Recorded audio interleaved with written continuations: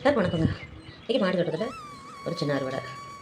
எப்பவுமே நான் சின்ன அறுவடை தான் பண்ணுறது. ஏன்னு கேட்டிங்கன்னா, நிறைய காய் இருந்தாலும் நான் வந்துட்டு பறித்து ஃப்ரிட்ஜில் வந்து ஸ்டோர் பண்ண மாட்டேன். தேவையானதை மட்டும்தான் பறிச்சுப்பேன்.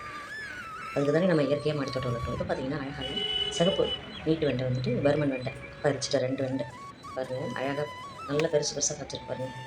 இது விதைக்க விட்டுருக்கேன் இப்போது. ஏன்னா அடுத்தது ஆடிப்பட்டத்துக்கு வேணும் இல்லைங்களா, அதனால் விதையும் இருக்குது. அடுத்தது பார்த்திங்கன்னா, இது மாதிரி பிஞ்சு நாட்டு கத்திரிக்காய். இது நிறையா காய்ச்சிட்டுருக்குதுங்க. இது மட்டும்தான் இப்போ நிறைய காய்க்குது. பச்சை கத்திரிலாம் குறைஞ்சிருச்சு. அப்புறம் பெரிய வயல் கத்திரிக்காயெலாம் குறைஞ்சிருச்சு. இப்போ இந்த சின்ன நாட்டு கத்திரிக்காய் தான் நிறைய காய்ச்சிட்ருக்கு. அது பார்த்திங்கன்னா ஒரு 2, 3 காய். அங்கே ஒன்று பறிச்சுன்னா இங்கே ஒன்று பறிச்சேன்.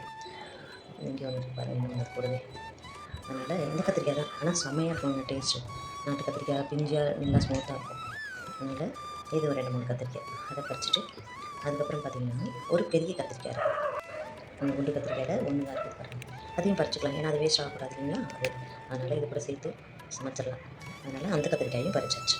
அப்புறம் பார்த்திங்கன்னா பாருங்கள், செம்மையாக அழகாக நல்ல டார்க்காக ஏதோ கண்ணை கட்டியிருக்காங்க. அணில் வவ்வாலும் இவங்க சாப்பிட்டோன்னு சொல்லிட்டு விட்டு வச்சுருக்காங்க போல. பாருங்கள், செம்ம டார்க் ரெட்டில் 2 பழம் அழகாக பழுத்து இருக்குது. நிறைய அங்கங்கே காய் இருக்குது, செங்காய் இருக்குது. அதனால பழத்தை விட்டு வச்சுருக்குது ஆச்சரியமாக இருக்குது. பரவாயில்ல, அவங்களுக்கும் சரி இவங்க சாப்பிட்டோன்ற எண்ணம் வந்துருச்சு போல இருக்குது, அதனால் விட்டு வச்சுருக்காங்க. அதுக்கப்புறம் மாடி தோட்டத்தில் பார்த்திங்களா, அங்கேயும் மாம்பழம் பாருங்கள் அப்படியே கொட்டி கிடக்குது. டெய்லியுமே பழுத்து பழுத்து இது மாதிரி நிறையா கொட்டி கிடக்கும். ஒரு மேலே வந்ததும் மாம்பழத்தை தான் ஃபஸ்ட்டு எடுத்தேன். அந்த மாம்பழம் பொறுக்கி எடுத்துட்டேன். 4 கத்திரிக்காய், 2 வெண்டைக்காய். இதுதான் என்ன அறுவடை. பிடிச்ச லைக் பண்ணுங்கள், ஷேர் பண்ணுங்கள், மறக்காமல் சப்ஸ்கிரைப் பண்ணுங்கள்.